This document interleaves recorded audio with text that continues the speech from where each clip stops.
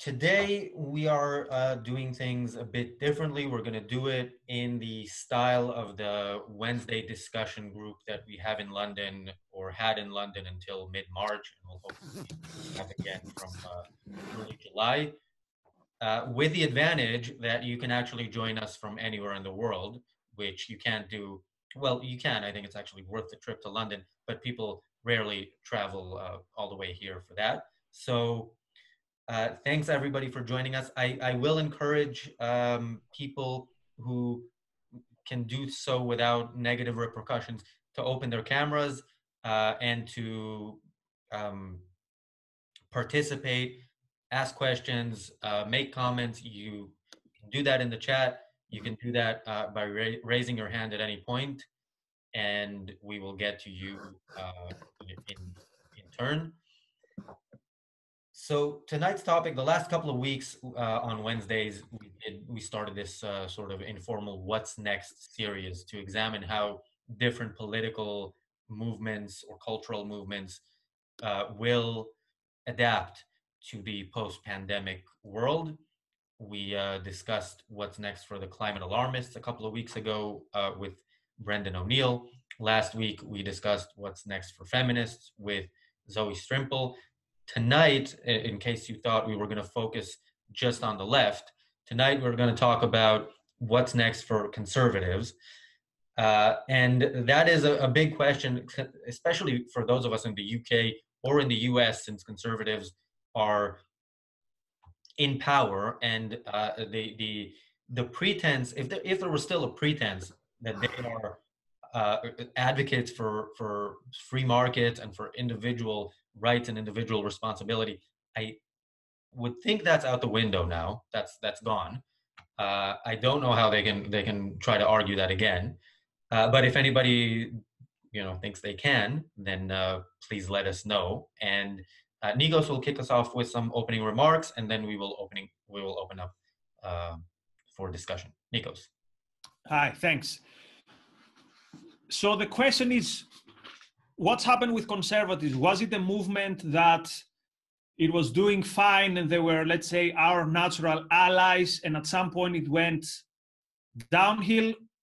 Or is it a movement that always had mixed premises, or actually even worse, was a movement that from the beginning was essentially at odds with liberty? Now, depending on what you define as conservatism, you're going to get different answers.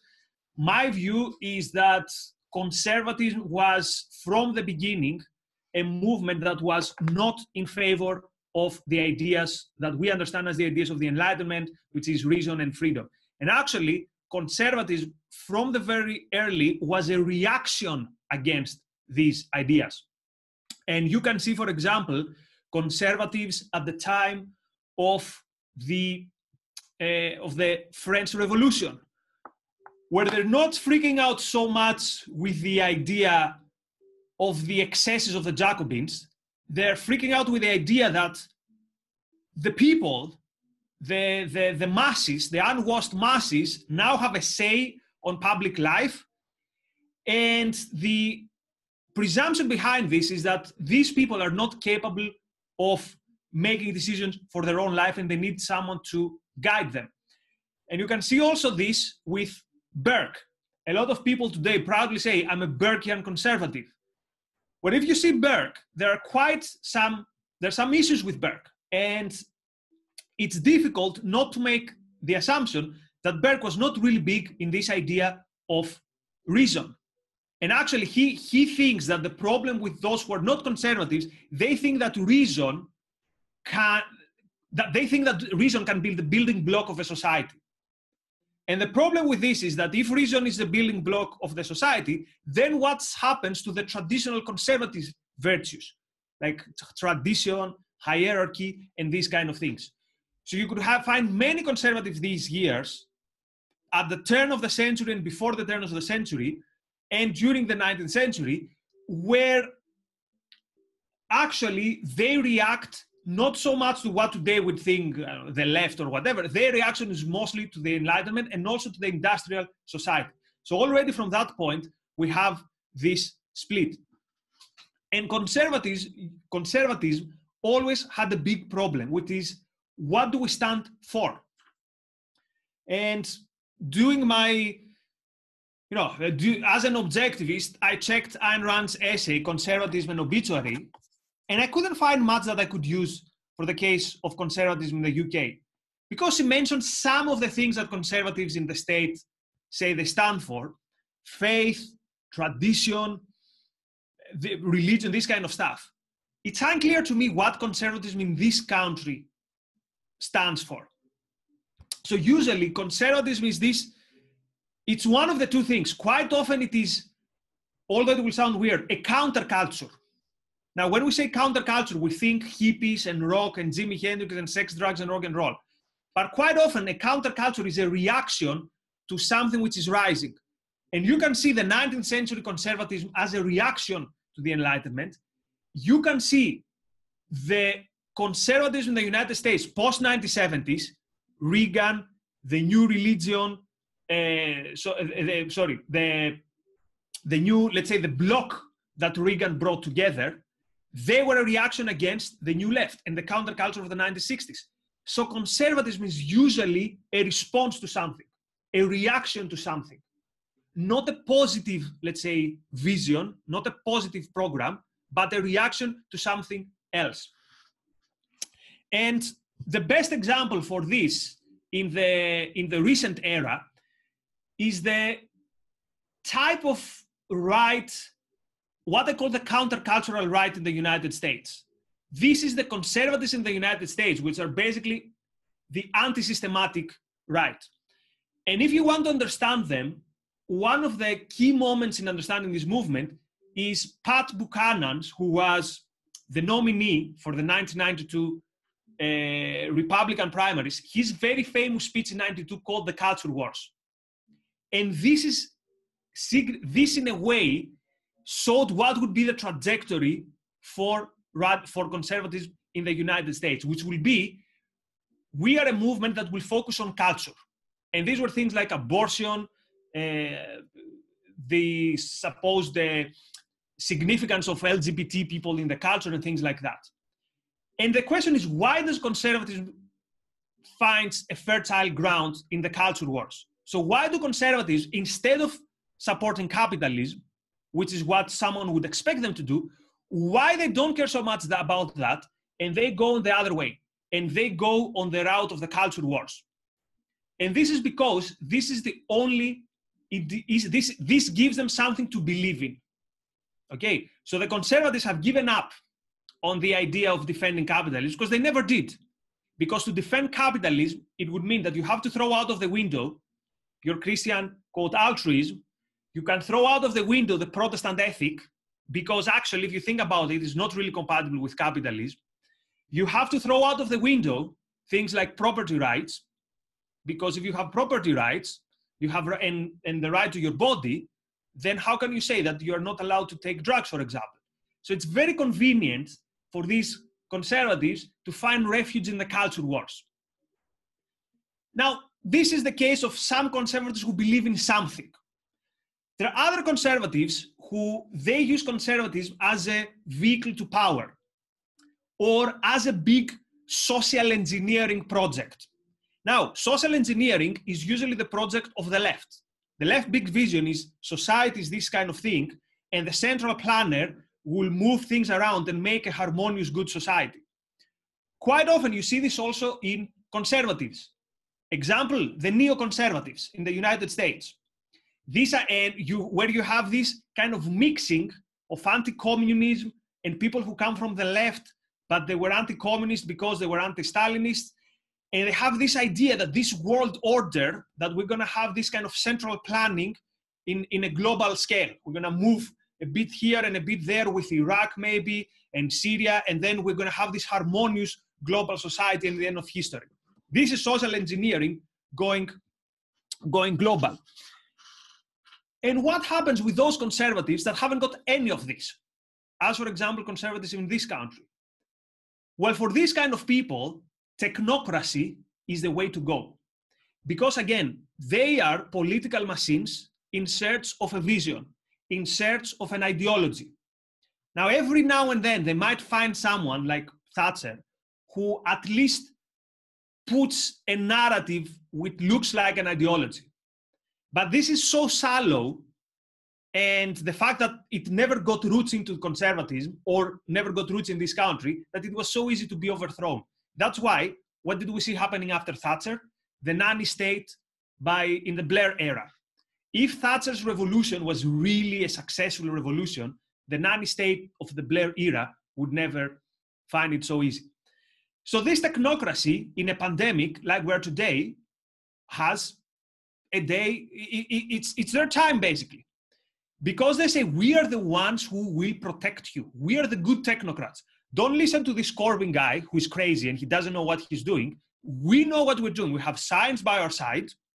And now that you're in danger, we will be the one who are going to carry you by the hand and carry you to basically to safety.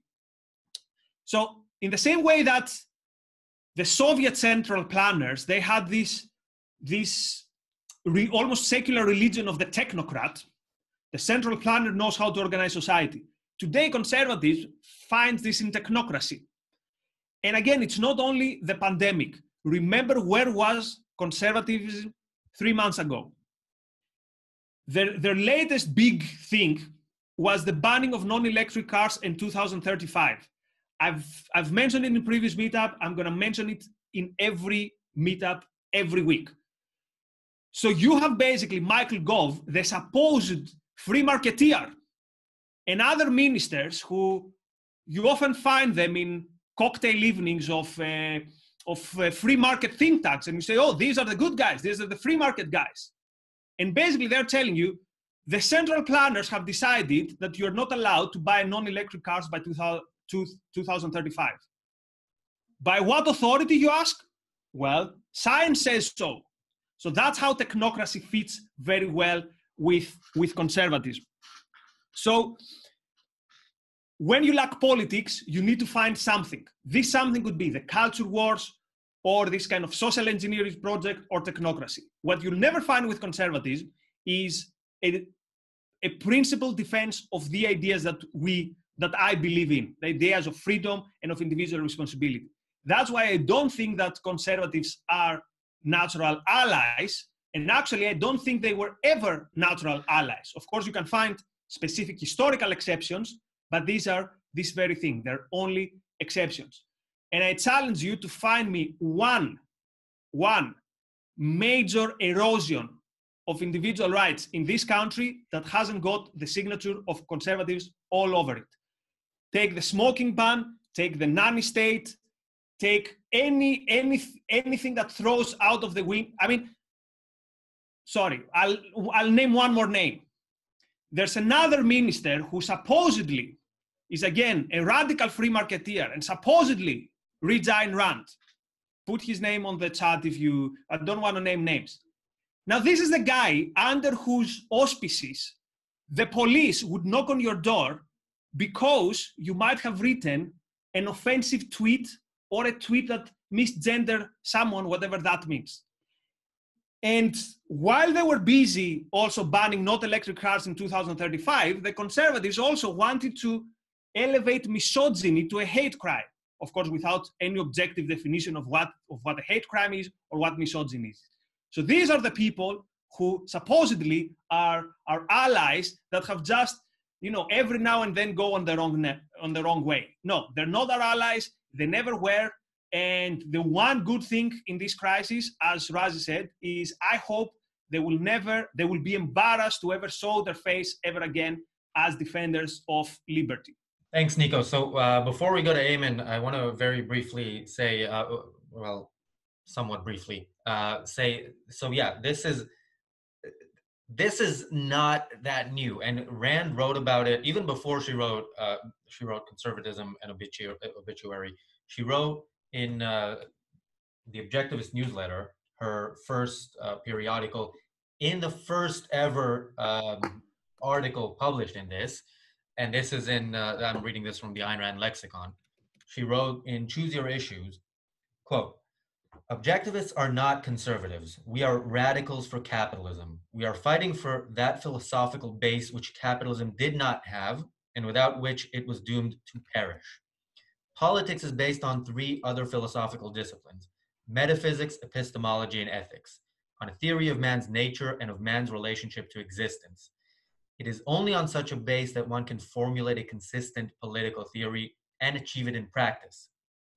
When, however, men attempt to rush into politics without such a base, the result is that embarrassing conglomeration of impotence, futility, inconsistency, and superficiality, which is loosely designated today as conservatism. Today's culture is dominated by the philosophy of mysticism, irrationalism, altruism, collectivism, the base from which only statism can be derived. The statists of any brand, communist, fascist, or welfare, are merely cashing in on it, while the conservatives, in quotes, are scurrying to ride on the enemy's premises and somehow to achieve political freedom by stealth. It can't be done.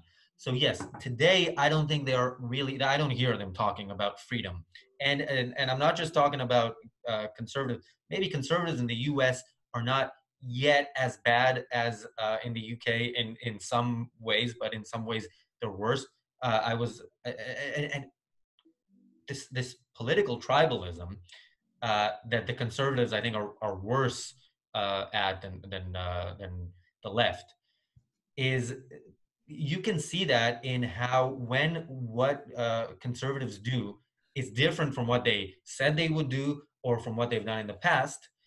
The conservative movement goes with them to wherever they shift. And earlier today I was watching Candace Owens interviewing Alex Epstein. Now I love Alex Epstein's stuff. I always want to listen to him. I wanted to turn it off. She has no arguments. All she does is make fun of the people who disagree with her. She keeps using they. Now it was clear from the context who she's talking about, but it's all sort of us versus them without a clear understanding of why we should be us and why we should be against them. So yeah, what the conservative movement is going to become remains to be seen. But what it is already is not pretty. Amen. I have a question for Nikos, since he's the resident expert on tribalism. So you can see, it strikes me that in America, it's much more tribal than here. There's definitely some tribalism going on. But something I think I've noticed, and I think it sort of agrees with what Rand was saying about conservatives, is that conservatives seem to be much more united by the fact that they hate the left, or they think that the left is dangerous. And there's not a huge amount of insurgencies like happening inside the right. There's people that disagree, but they find that they're putting their disagreements on the side because they really do hate the left, while the left is constantly churning, constantly fighting off attacks from within. So they keep, the way I like to think of it is like they keep getting outflanked on the left by their own kind. So there's always someone who's more left wing who's coming in and shaming the rest of the left into doing something, even more insane.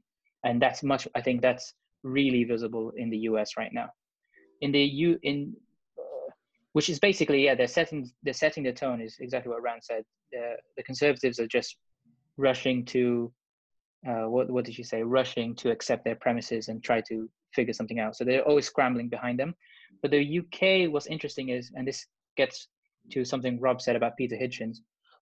So Peter Hitchens thinks that the conservatives in the UK have basically just become Blairites, which again agrees with Rand, that the conservatives take the last fought position by the left and defend it to the death until the left shifts them further to the left, and then they make their last stand on those grounds for another 10 years until they get destroyed. So there's a question about tribalism, about like how tribalism is like playing a part, and also just a comment, yeah, and agreeing that the conservatives seem to just sort of take on the positions that the left used to have 10 years ago.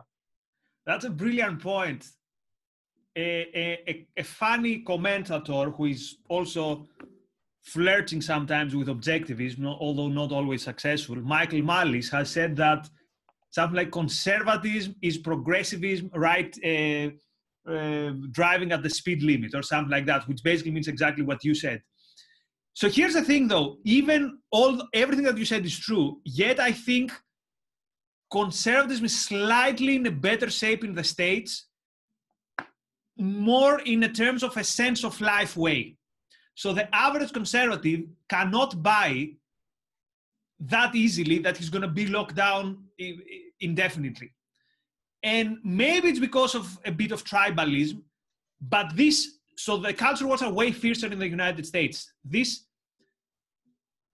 urgency and this ferocity of the culture war in the States has created a very big kind of lack of trust between these two sides. So sometimes it's like the clock which shows the clock which has stopped that shows the right time twice every day.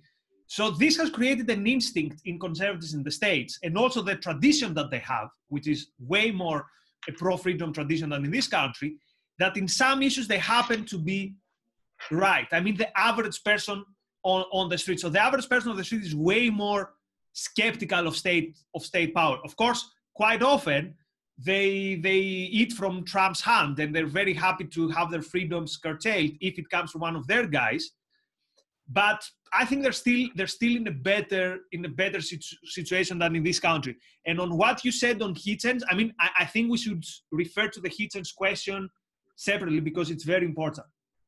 So this is the only good side, let's say, of tribalism in the States. It has made them a bit more alert to things like the lockdown. Of course, sometimes this is for the wrong reasons. So it's not a result of a clear analysis. It's just a result that, it's the Democrat governors that are mostly doing it, therefore it must be bad. But even this, I would prefer, in a tactical term, I would prefer this than we see in this country. That for a long time, even the so-called organic intellectuals and the journalists of conservatives and their pundits were clapping in the streets, and they were perfectly happy with the lockdown. Now they've started asking questions, more and more and more of them, but initially it was even almost unquestionable. And with very few people, like Brendan and our group and Hitchens, that's why I want to address Hitchens on a separate question. But Razi, say something about Eamon's question, and I'll address the Hitchens question. Actually, I was gonna ask Eamon if he has a follow-up, and then afterwards read out Rob's question, and we can talk about that. And there are a few other comments. But Eamon, did you have a follow-up? I don't really have follow-up, so I'm except to say that it's maybe I want to take up the position of saying that I'm interested to hear someone actually defending conservatives, because we're sort of dismissing them quite easily by saying that they're just they have no real ideas, they're completely pragmatic, and they are just always a little bit behind the left. So I think, even though that is kind of what I think, but I'm also glad that they exist in some sense, because I'm falling in the same trap that I'm accusing them of falling into, which is being so annoyed with or afraid of the left, that how the direction that they're going to take the country, that I will settle for what they provide. Except the only difference I would say is that I have no qualms saying bad things about saying bad things about Trump, criticizing the direction they want to go in. So they kind of act, I think in America, they act as if you criticize Trump, well, some people act this way. If you criticize Trump, that means you're letting you're going to lead the way to, any criticism of Trump is going to undermine the chances that the right is going to have of holding the fort against the left, which is just a very sad situation, but it seems to be the sort of unstated goal. I agree, and I think Trump definitely is a final proof that conservatism is a tribe, not an ideology. But yeah, go ahead, Nikos. So just to avoid the trap here, I wouldn't want someone to say, oh, so you're these purists and you don't know what it means to be in power, and what would you do? No, I recognize that, for example, these days, Boris Johnson is having probably the most difficult job, one of the most difficult jobs in the world. And, you know, he almost gave his, you know, he risked his life, right? And there was something virtuous in how eager he was to return and all that stuff. So I recognize all that. I recognize how difficult all this is. Yet I would expect something. So I would expect, for example, something like, look, this has given us a lot of lessons about the NHS, and it has given us a lot of lessons about this one-size-fits-all healthcare system, and we're going to rethink about it. It was the exact opposite. It was save our NHS. And again, this was not just the nurses and the trade unions. This was the official account of Number 10 on Twitter.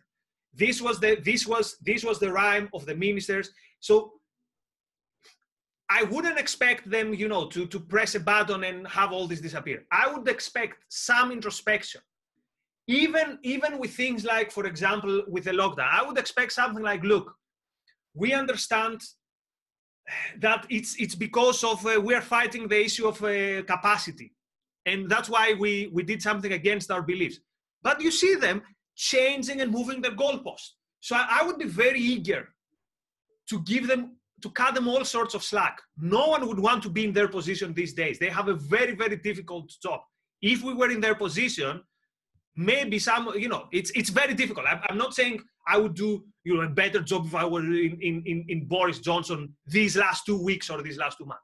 But what is the problem is that I don't see these people, and I don't think that what they're saying is, look, we're doing this compromise and there's a lot of pain in us, but we can't wait then to liberate the economy. And the minute we see that this kind of the danger is not that big, we're gonna switch gears. Looks like they feel a bit at home with all this. That's maybe psychologizing, and that's not conservatives only in this country. Before we begin, I was talking about Greece and how the liberal government there is now having their big moment, because it's finally Greeks are going to be disciplined. Finally, the state is going to play its proper role, which is put you in your place.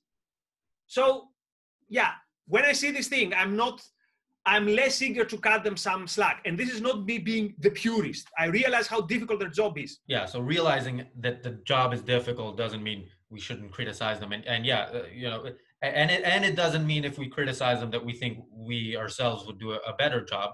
But there's also a reason why we then don't choose to, you know, apply for that kind of job. And we were talking about Golda Meir, I think it was last week. I mean, she was in a terrible position where her country was very close to being annihilated. And she pulled through. And I think she dropped the ball big time. Yeah, eventually, you know, her country was not annihilated, but I would not give her credit for that. So I would say I hope to never be in the position that she was in, but also she wanted to be in that position. That's, you know, nobody forced her. And yeah, we absolutely should criticize them while recognizing that their job is very difficult. So on Rob's question, Rob asks, what do you think about Peter Hitchens? He defends reason and liberty, but isn't consistent. For example, he doesn't believe rights are real. I would question how much he defends reason and liberty. I think he does a little bit in the context of, you know, we shouldn't have a lockdown. But if that's what it means to defend liberty, then we're at a very bad point in time. Nikos. I think Peter Hitchens is an intellectual, and he stood up to what it means to be an intellectual. Now, I disagree profoundly with Hitchens on many things. I don't think he's a defender of liberty.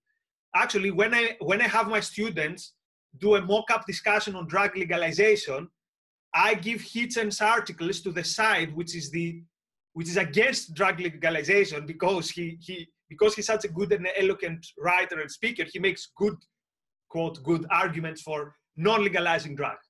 And I think he had also he's in favor of smoking bans and all that stuff. But these days, what it means to be an intellectual is, among other things, you pose the difficult questions when it's very difficult to do so. And Hitchens did this from the very, very, very start.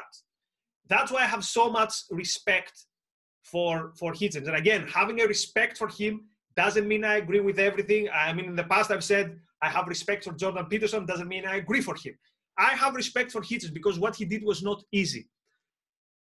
Now, just think about it this way. How many people in this country in these days, mid-March, were posing the questions Hitchens were posing? How many of these people dared to question the unquestionable, which was back then the lockdown? And specifically, his last tweet every night when he says, "Good night, adults, whenever you are." In my memory, this will be the, what was the slogan in the war? Keep calm and go on. In my memory, this will be the most powerful slogan of these last 2 months.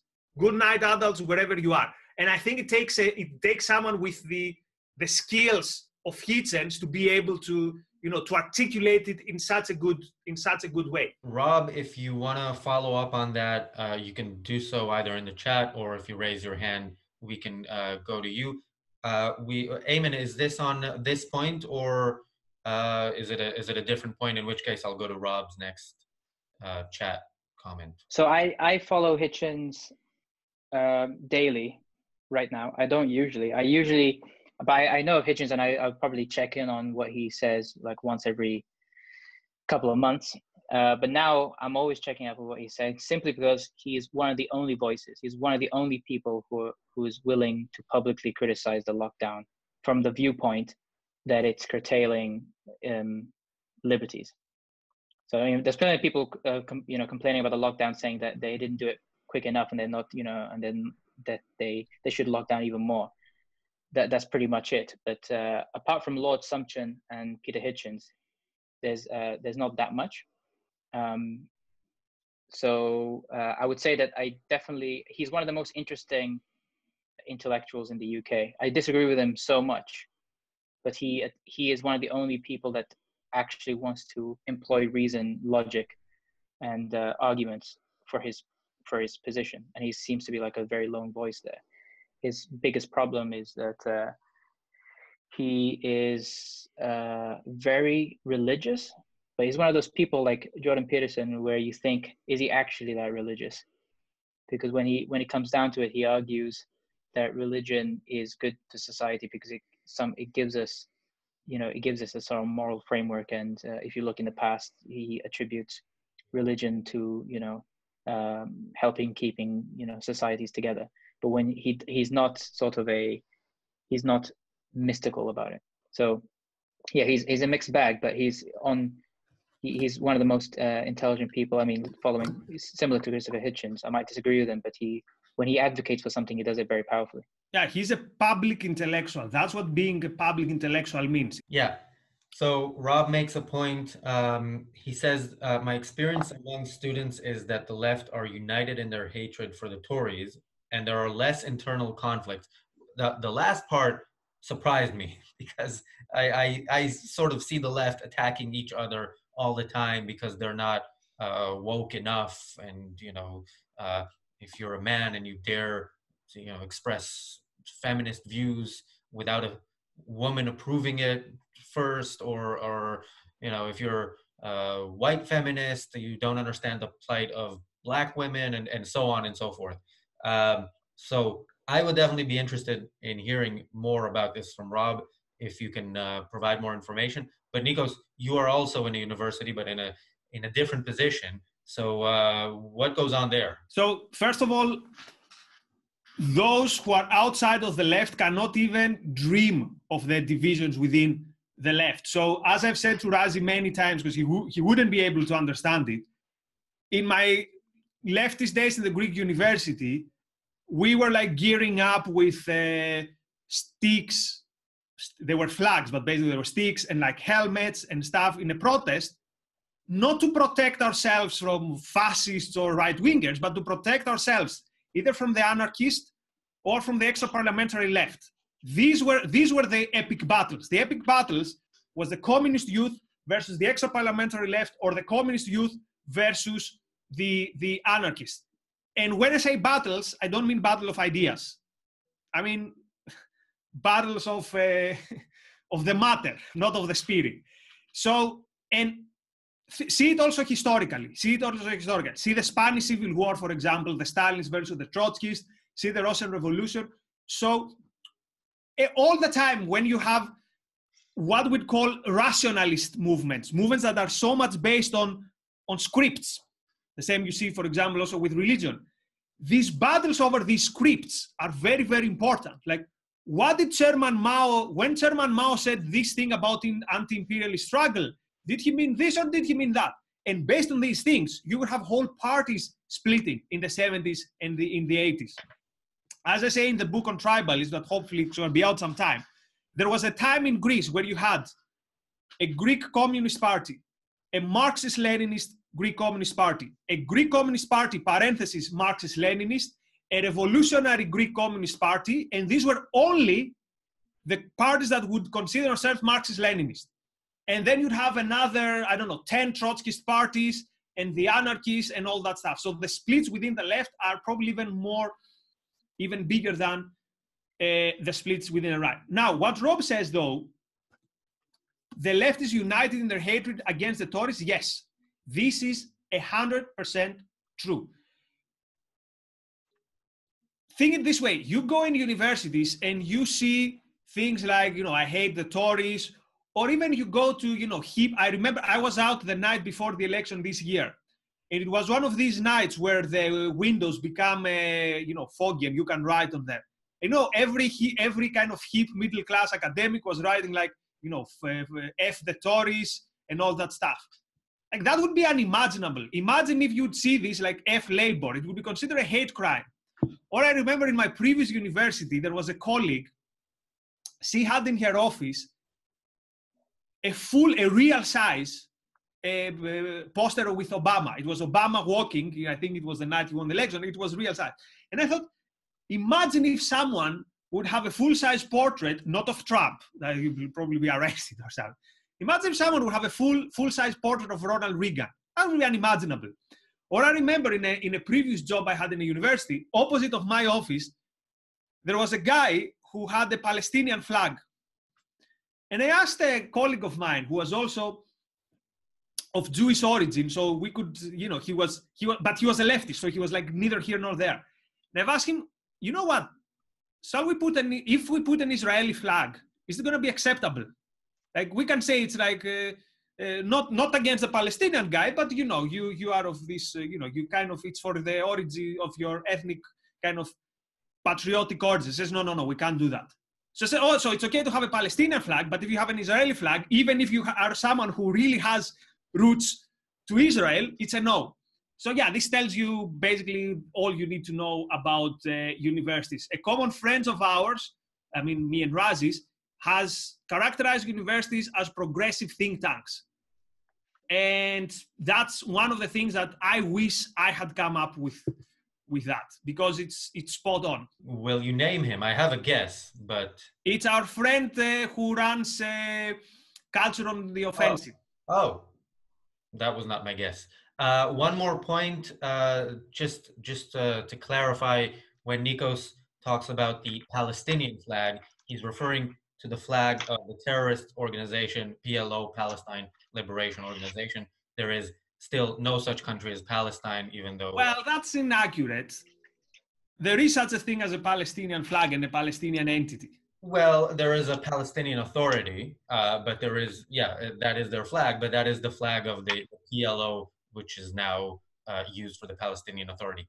So that's a flag of a terrorist organization, which again in universities you are allowed to, or I don't know if you're required to hang, but if you hang the flag of the only semi-rights respecting country in the Middle East, that's probably not going to... Yeah, I don't endorse this thing about the Palestinian flag, but anyway, go on.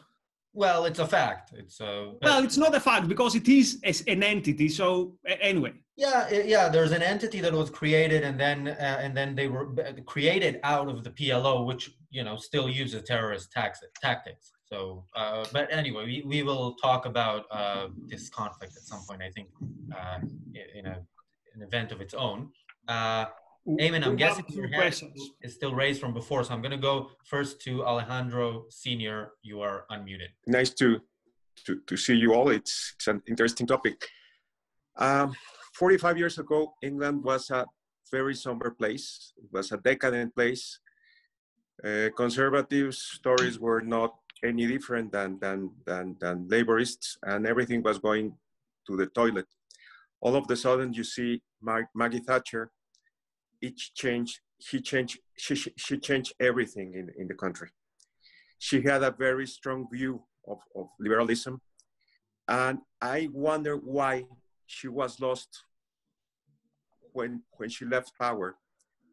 When one sees May, this guy is mediocre. Is a compliment for these guys. They are incredibly dumb, dull. They have no clue, and they have no leadership, and they are not inspiring whatsoever. So one wonders what happened to Tories after Thatcher, and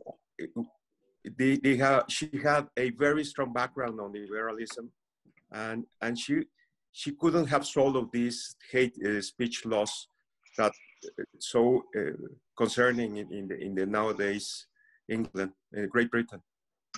Yeah, so if you can comment on that. Thank you, Alejandro. So Thatcher is a very interesting case because the question is, was this a political project of conservatism in the UK, or was this more or less a personal achievement of Thatcher and a close group around her? So first of all, before Thatcher came to power, she paved the ideological ground through some think tanks, the IEA at that time. She had some people around her who really believed in these things. So she was one of the very few cases where you have someone coming to power with a clear agenda, saying, this is going to be my agenda. And there's also this very famous scene, which also shows how Thatcher was not easily accepted from the Tory party. Because think about it this way. Back then, you have Tories being a party of what we'd call the aristocracy, right?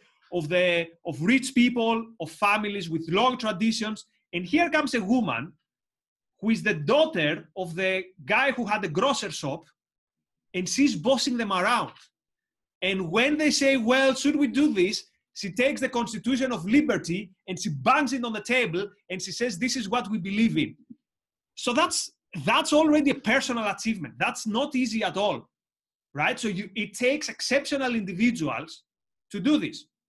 So at some point, obviously she also lost steam, because after all these years in power, it's difficult to maintain this momentum with reforms. And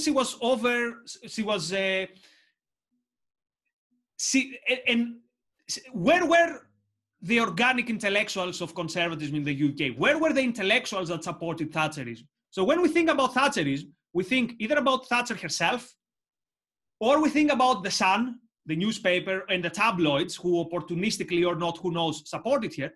But where was the intellectual movement in support of Thatcher? Where were the intellectuals that would raid? So, yes, okay, we have the Institute of Economic Affairs. They do a good job sometimes with some things. They're good, but where is this kind of inspiring people? Where is this going to the barricades in the battle of ideas? You didn't see this with Thatcher, and that's why it was eliminated so quickly. In the United States, this didn't happen because Reagan linked his new right also with the Christian right and with the culture wars. So that's why I said that these culture wars in the United States kept this momentum of activism and intellectual activism alive. It wasn't a good activism, but it was something to keep the movement going. Here, because it didn't have these roots in the population and among the intellectuals and in the universities and all that stuff, that's why it did not happen. But it's a very good question, because if you ask a leftist, Thatcherism destroyed this country, and it's like, where is Thatcherism today? Not where is it today. Where was Thatcherism in 97? Where was Thatcherism in 96? So I've heard people in the free market community in London argue about who was more influential, on Thatcher, who had a bigger influence. And I've said, like, if it was me who had a big influence on Thatcher, I would not go around boasting about it today. I would hide under a rock somewhere, because what what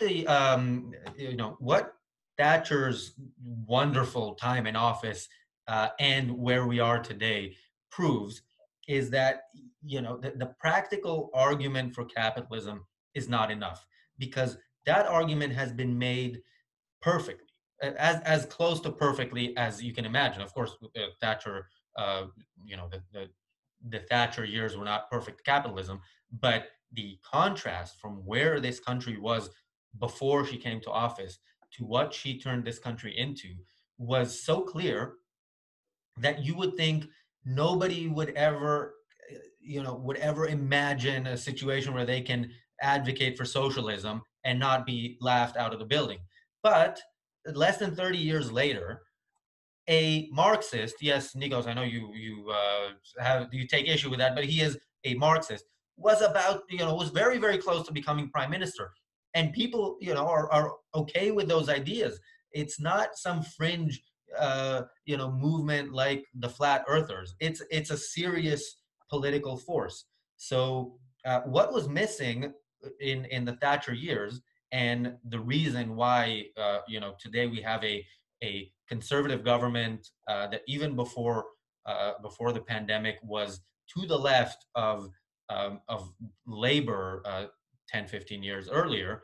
The reason is because there were no clear principles that this is right. There was, all right, this thing with the unions maybe isn't really working. Maybe they should have a little bit less power. Maybe we should privatize things, and then maybe they'll work better. But there was no clear statement of an individual has a right to his life, has a right to the product of his labor, and why. And therefore, I think that's why it was not just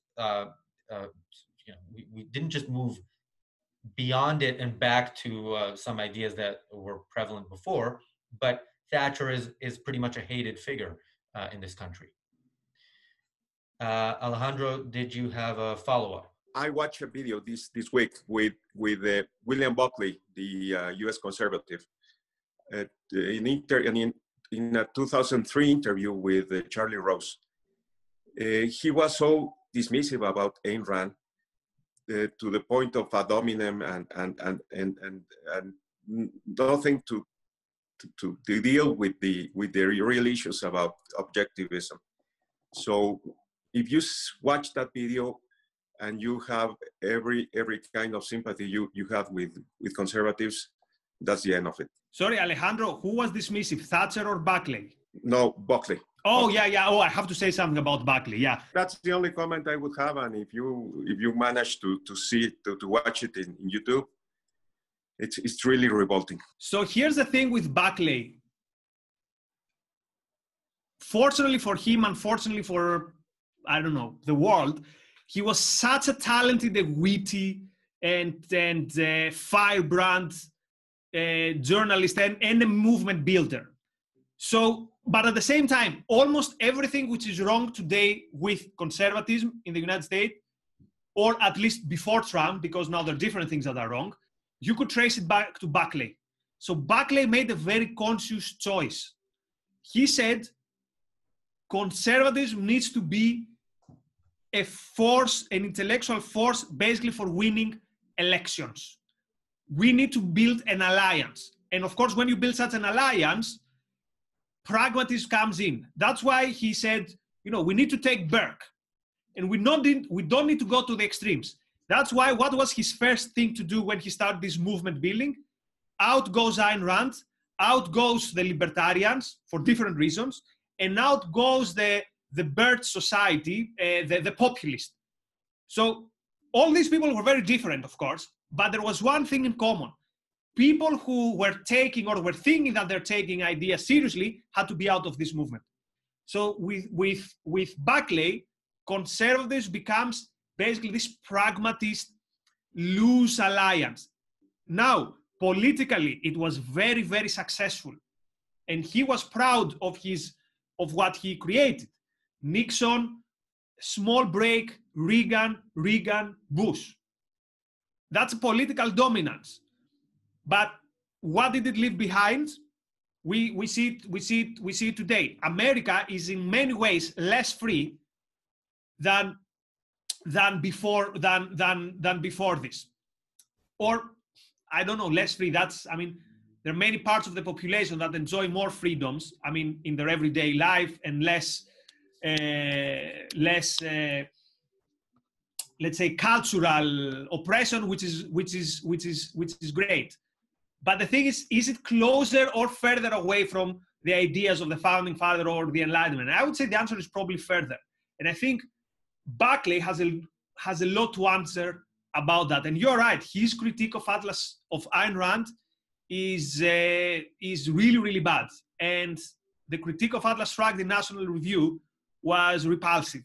They also have in their hands this kind of new, because he was also on board with the neoconservatives in a way. So it's difficult to find something wrong in the American conservatism that hasn't got Buckley behind it. The only thing is the countercultural conservatives. But they rose as a reaction to Buckley. One of the leading figures of the alt-right, which is a movement of the so-called alt-right, which is a movement which is in some ways, not in some ways, in almost every way, even worse than conservatism, but anyway. But one of their leading figures said something interesting. He said, when the alt-right comes to power, the first thing we'll have to do is dig the grave or put fire to the grave of Buckley or something like that. So they themselves realize that they are the reaction to Buckley. But what a shame that the reaction to Buckley is in a way worse than Buckley himself. Alejandro, you were muted. Did you have a follow-up on this? If you have any comments on George Will, Never Trumpers. Right. On George Will, I don't know that much. On Never Trumpers, there was some good people in the Never Trumpers, but the Never Trumpers were also the neocons, so I was not very excited of them. Many Never Trumpers then became questionable Trumpers, so I don't think there's any. I don't see any figure which could be a hope in the American conservatism. I mean, you have people who are less bad than others, like Rand Paul is less bad. Ted Cruz in some ways is less bad than others, but I don't know. I'm very curious to see what they're going to come up with in 2024, and I'm definitely not happy with what Razi mentioned, the religious conservatives like Candace Owen. Candace Owen the other day uploaded something on Instagram or Twitter. It's something like a proposal for a legislation or something like that. Something which basically wants, the way I understood it, she wants the state to use power to impose, quote, freedom of speech in big media platforms. Now, I might be slightly misrepresenting it. Don't misquote me on this, but it wouldn't be surprising. It wouldn't be the first time. Prager did something quite similar. Again, not explicitly saying I want the state to use force against private companies, but the effect would be that. So Never Trumpers were, it was interesting, but I don't think because of tribalism, there are almost no Never Trumpers today, at least visible in the States. And in a way, in a very narrow way, I kind of understand them, not understand them. I see why it happened. So if you remember last year, the scandal with the Kavanaugh case. So if you see, for example, how hard were the Democrats, and in what sometimes disgusting ways they threw this kind of mud to Kavanaugh, not only on that case, generally on his persona. It was very easily then for the other side to come around Trump and say, look, Trump is the guy who stood for Kavanaugh. And it's either Trump or these vile people who will stand in, who won't back up from anything in order to attack someone. And in order to gain political gain, they will even, there were threats, there were slander. And they said, look, we have to get behind Trump because it's either this guy or it's either this this dangerous group. Yeah, on the point about what Candace Owens said about government should force companies to basically give their platform. Brian Rose of London Real, who was the topic of the discussion a few weeks ago, has also done that. And I've said this before, I look forward to using that legislation because none of them have ever invited me on their shows. And they have much bigger platforms than we do. We have 300 and something followers on subscribers on YouTube, just under 2,000 followers on Facebook. They have millions. So yeah, I look forward to them putting their money where their mouth is and not censoring me as they have been doing ever since they had their platform. Amen. I wanted to go back quickly to Thatcher. So I think I haven't actually looked up this quote, but I think she was quoted as saying that Tony Blair was her greatest achievement or something to that effect. The fact that Tony Blair was seen as this, even though he was, he was seen as this centrist person who's, he took Labour and turned it from an explicitly socialist organization, which had in its constitution things like taking control of the means of production, and explicitly took those things out and created New Labour, which accepted markets and capitalism. So essentially turning it into a social democrat party. So that was apparently a great achievement. So, I mean, that's, if you ask someone on the left what happened to Thatcher, they would say that her legacy hasn't been destroyed. The fact that a purely socialist Labour Party doesn't exist, and when they tried under Corbyn to get elected, there was infighting. The country rejected them. I don't think it was that close for him getting elected. I mean, so yeah, it was. You would say that really Thatcher had a massive impact, and that impact hasn't gone away. But I agree with you that no one like Thatcher has existed since her. No one with like sort of her determinism and actually her sort of principles, however mixed. At least she had some kind of principles. And then I kind of want to say something a little bit about Trump. So obviously Trump makes it very hard to for someone who thinks of themselves as an objectivist or likes freedom to support him. So I completely understand never Trumpers, but I have to admit that I was somewhat at the time relieved that he got elected, and still would be relieved if he gets reelected. And it's almost, so I'm kind of open about that, but it's almost embarrassing to say, because you spend 5 minutes listening to the guy and you think this is the most embarrassing thing that's happened to the United States. Thinking that he heads a party that was created by Abraham Lincoln is pretty embarrassing thing to think about. But what is kind of interesting about Trump is that the thing I find most interesting about Trump, he's not conservative at all. He's much more like a leftist. And I think what makes him effective is that he plays the dirty politics that the left loves to play, which is calling the other side evil, calling the other side, corrupt, and making it about the personality of the other side. The left does that all the time. And actually now, when you look at America, it's kind of scary how far down the road that it's just become about personalities. So the left is completely all about Trump is evil, Trump has done this and that, and they're almost to the point of like conspiracy theories. And Trump does it all the time. He says he'll just make things up on the spot, saying that Obama committed a crime. Maybe he did, maybe he didn't.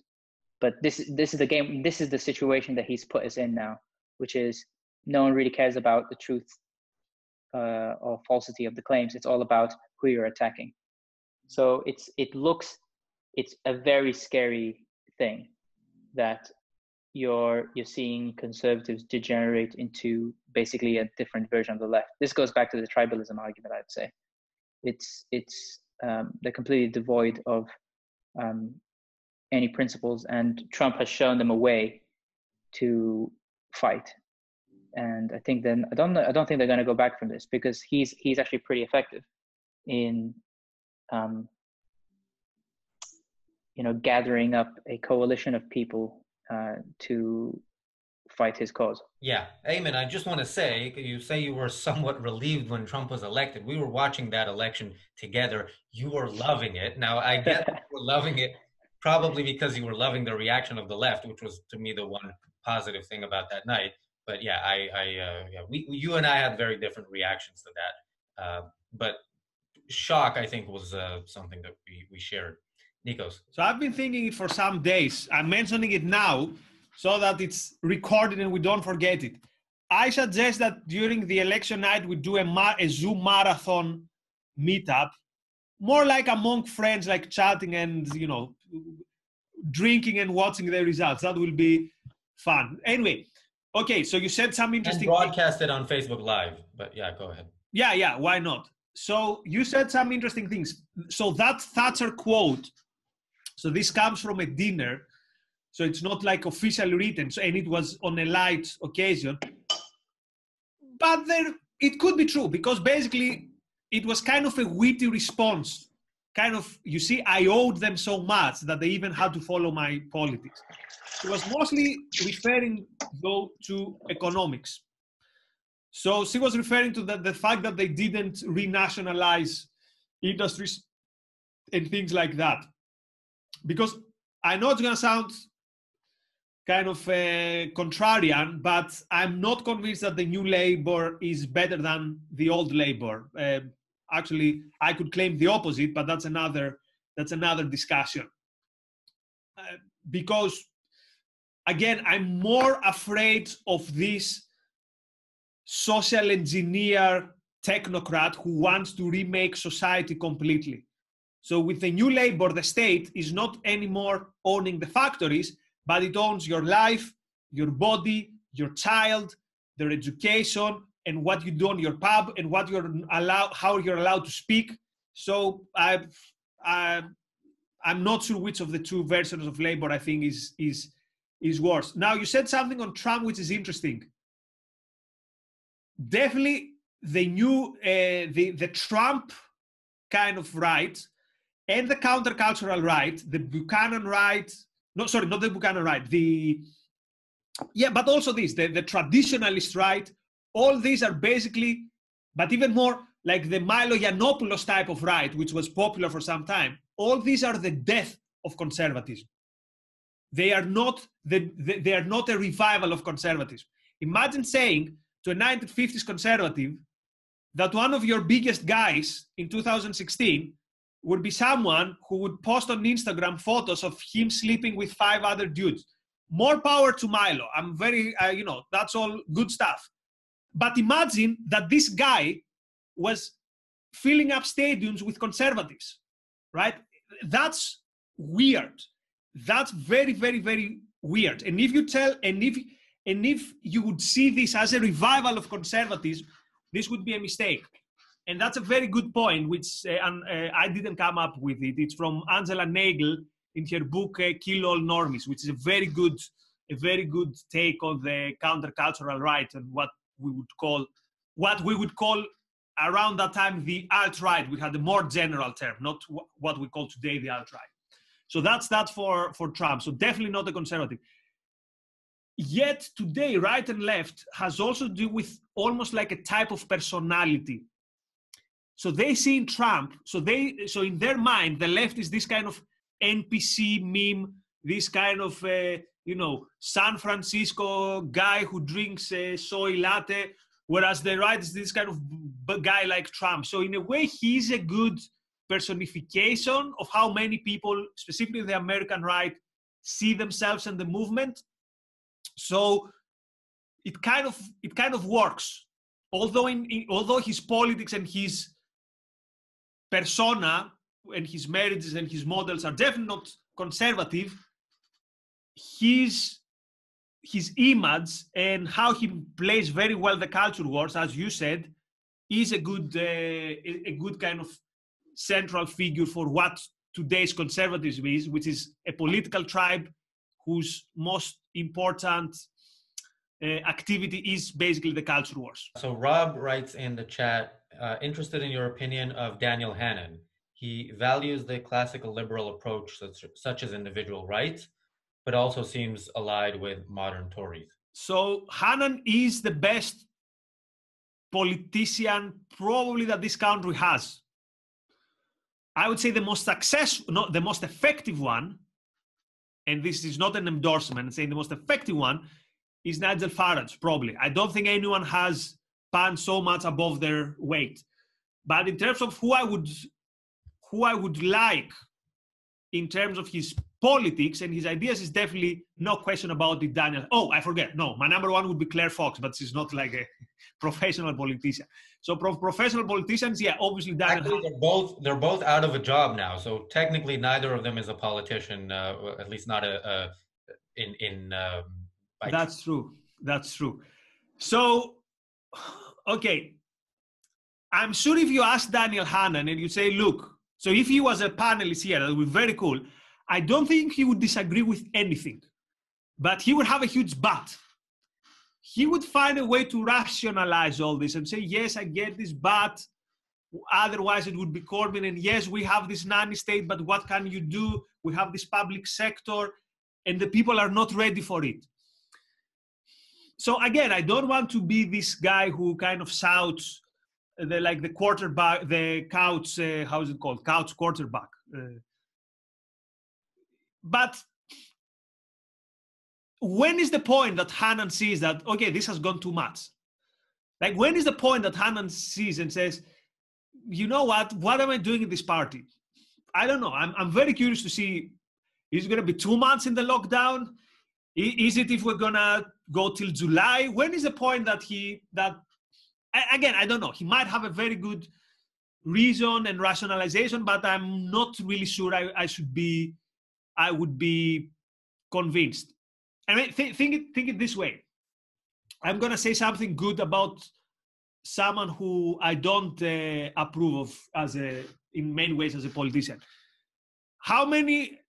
Maybe some of you remember the Ron Paul campaigns in 2008 and 2012.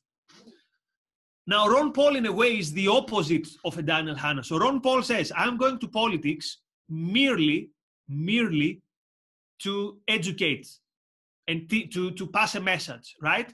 Now, we objectivists would say that this message has a huge flaw, that he's good on economics, but he's very bad in foreign policy, whatever. This is not the discussion. The discussion is not how good or bad was Ron Paul. What I'm talking about is the model of the politician. The model of the politician is, I'm going to politics to pass a message and see what kind of enthusiasm Ron Paul inspired to people. I mean, he was giving political rallies, he was speaking political rallies and talking about Austrian business cycle, and people were getting excited. You won't see this in this country.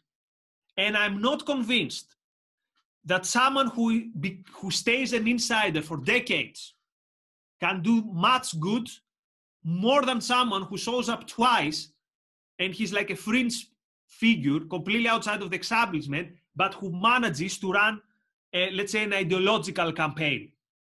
Okay, now I'm interested also in what other people think of that. Of course, Hannan would say, dude, I brought you Brexit.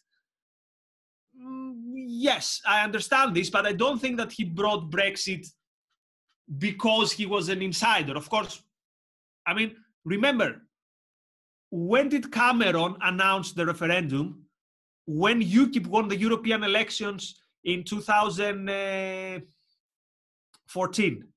So, again, I have a huge respect for Daniel Hannan, but I'm not sure this is the type of politician that's gonna have any big impact on the battle of ideas. I think libertarians usually say, and again, we have disagreements with him, but that's not the point. They say the two people who have brought most people in the ideas of liberty is Ayn Rand and Ron Paul. And I tend to agree. I tend to agree with this because it's this type of campaign that I think gets people excited. And again, You can get excited and you can point the mistakes of Ron Paul, all that. This is not about Ron Paul.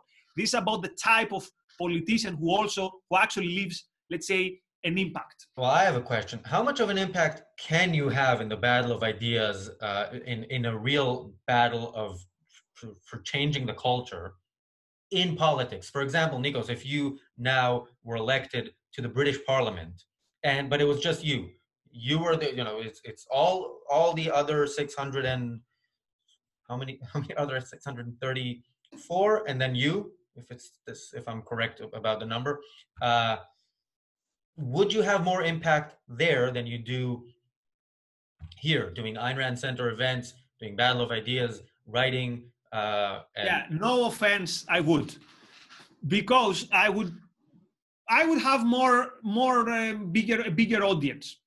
I would be the guy who always votes no. I would create some, I don't know, media spectacles, things like that. So the question is, would I retain my ideas? For example, during his Congress terms, Ron Paul did keep his principles. The only thing they accuse him of is voting for the Afghanistan war, which I think was the correct vote. But anyway, we don't care what libertarians say. But on this issue, he did keep his principles. So he did have an impact even as a congressman. Yeah, well, what I'm saying specifically, and Eamon says, of course, he would have more influence. I'm not talking about, having more influence. I'll get to Eamon next. But I mean, in terms of changing the fundamental underlying philosophical premises that direct the culture. So I'll let you think about that for a second, and we'll go to Eamon. Maybe I can connect the two things. So like Hannon, what was good about Hannon was that even though he was in the Tory party, he would express his views about about liberty in a way that he liked, and I think he would have some kind of he would have an influence in shifting things, and I think he had a distinctive voice, but he just chose to join a party, and I think that's just like that can be a tactical decision of saying I'm going to join a particular party. Obviously, it's going to make certain things harder for you because the party expects you to be loyal to it. But you can maybe some people can circumvent it more than others. There's people, it's a big tent, so you can have people like Jacob Rees-Mogg, and you can have I don't know, other people, and they can the party doesn't have complete control over them. But yeah, so having a voice in parliament is huge. Obviously, the fact that lots of politicians are ineffective and just empty seats is not because they haven't been handed a good opportunities, because they themselves are just empty vessels for the party to fill in with the ideas that they have. But if they wanted to, they could, and I think Jacob Rees-Mogg showed it, that you can get you can get a wider audience, you can put your views across, and you can influence the party. So yeah, if Nikos was in parliament, he would have a disproportionate I think impact than the average politician on politics.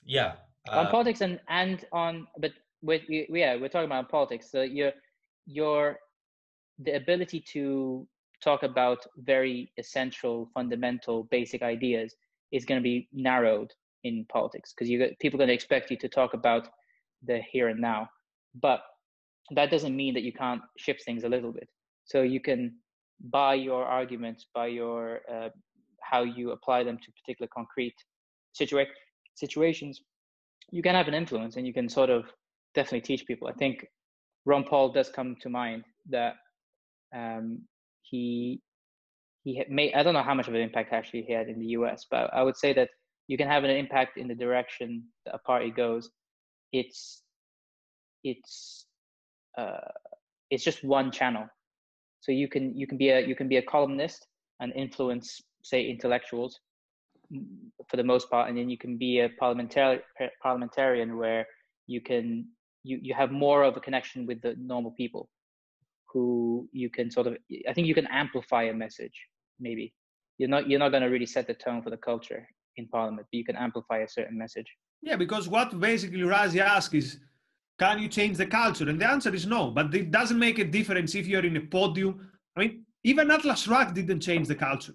You would have more influence on the culture. Definitely as a parliamentarian, you'd have more influence on politics of the immediate day. But again, we're talking... No, I would have zero influence in politics. I would literally zero influence in politics. Well, a little more than zero. But look, we were talking earlier about somebody who wasn't just one of 635 members of parliament. She was prime minister. And that didn't really change the culture in terms of what people think, certainly in terms of what people think the role of government is. So yeah, but Thatcher was not Ron Paul.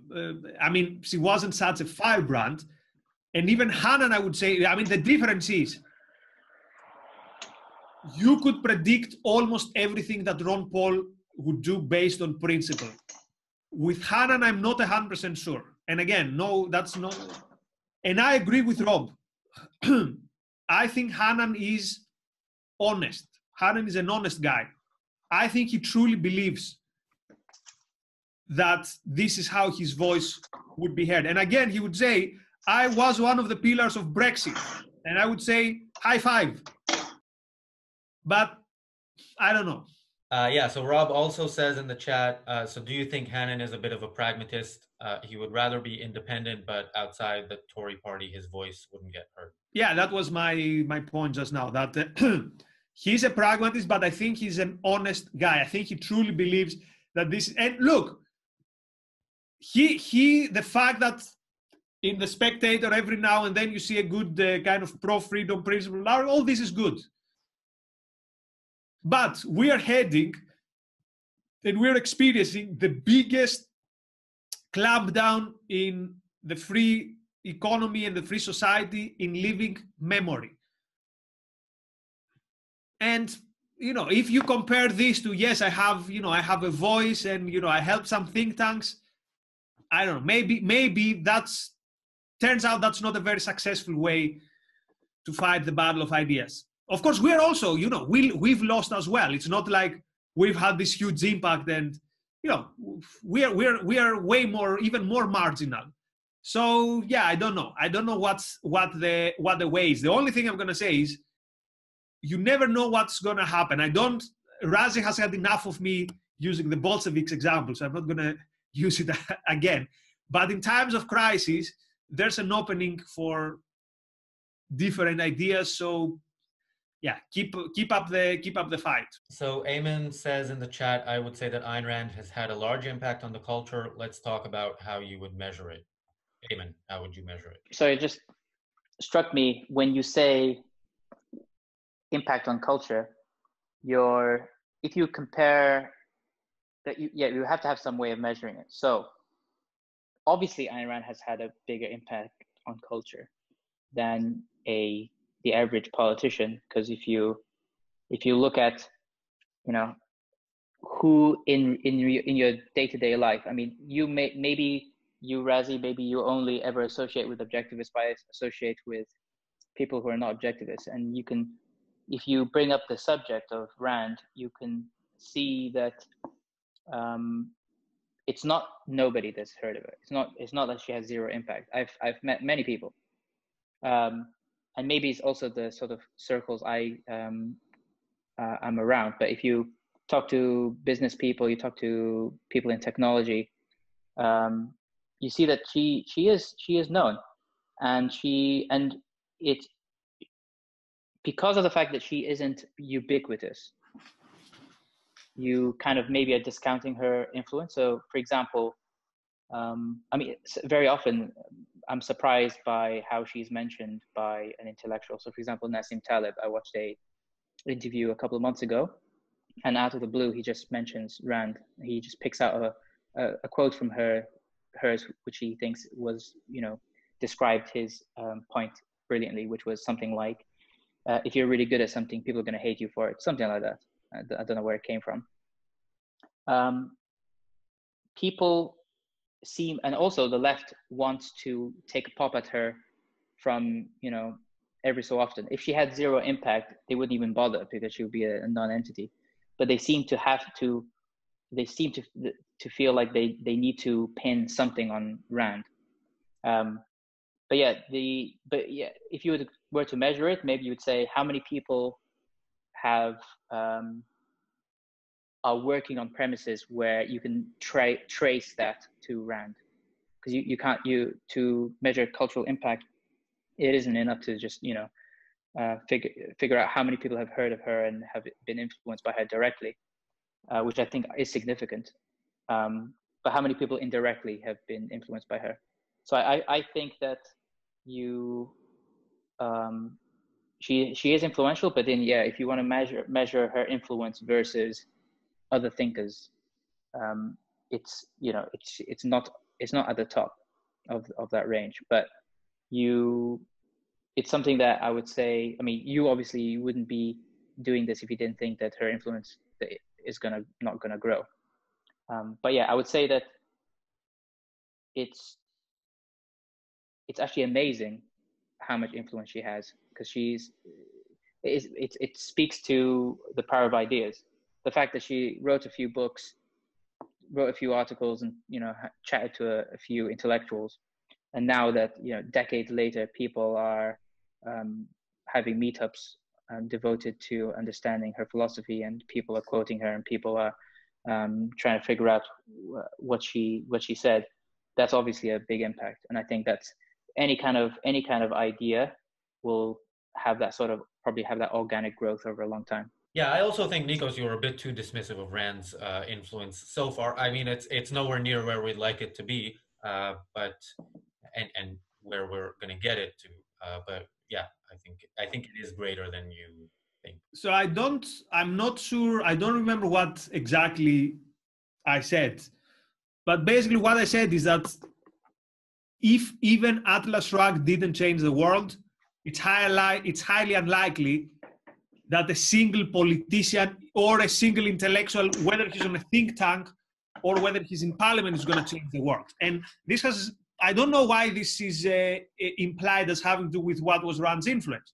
And that was even Rand's opinion. I mean, I think it's commonly accepted among people who are around here that in the years after Atlas Shrugged, she wasn't super optimist. And actually, it wasn't her best years in terms of where she sees the world going. And actually, I'm not sure what the source if the source is that credible. Also, Leonard Peikoff, I think he has said he thought that when Atlas Shrugged is out there, the world's never going to be the same. Turns out this was not the way. And this is not to say that Rand didn't have an influence. And of course I believe in it. I mean, I'm working for two objectivist institutions, and it's the most fulfilling job I've ever done in my life. But let's be honest, right?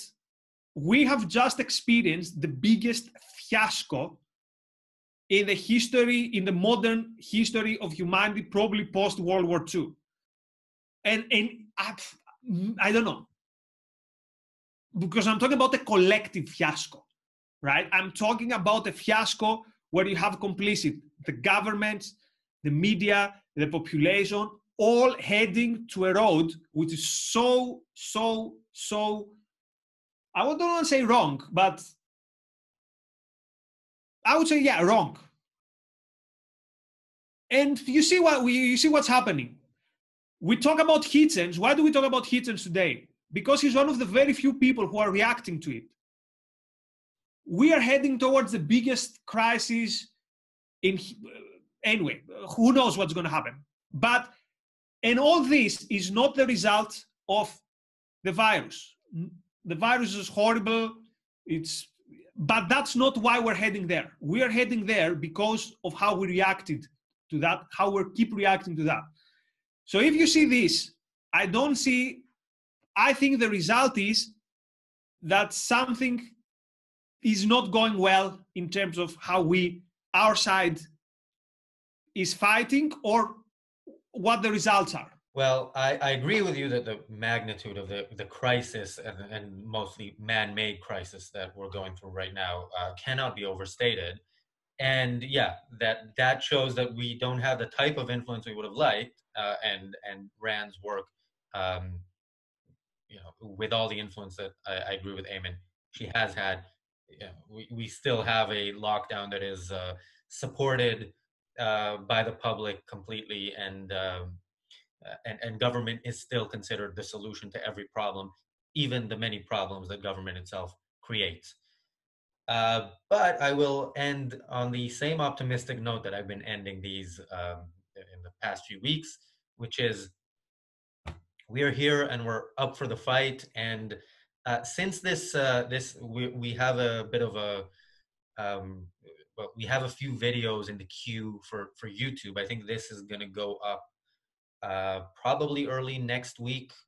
So I can I'm going to announce to the audience here what I hope to announce by the time this video goes on YouTube, which is in early June, on June 1st, we will be launching a daily a daily Facebook live show, in addition to these events that are going to be on YouTube and on Meetup, and everybody can join. The Facebook live show is going to be shorter, but we have some very interesting people lined up and some very big names, including as hosts. So yeah, things are not where we want them to be, which is why we are doing as much as we can to bring them to where we want them to be. And so I want to thank everybody who's here for joining us, and I encourage you to continue joining us. And I want to thank everybody who is still a member. People always say in tough times like this, I know these times are financially difficult on many people, and we haven't lost a single member, and we've actually gained a few. So I want to thank everybody for that. We are going to do as much as we can with what we have, and make sure that when we talk about Rand's influence in a month and in a year and in a few years, we will keep seeing more and more of it. So thank you, everybody, and see you on Saturday for another psychology event with Josh Dixon.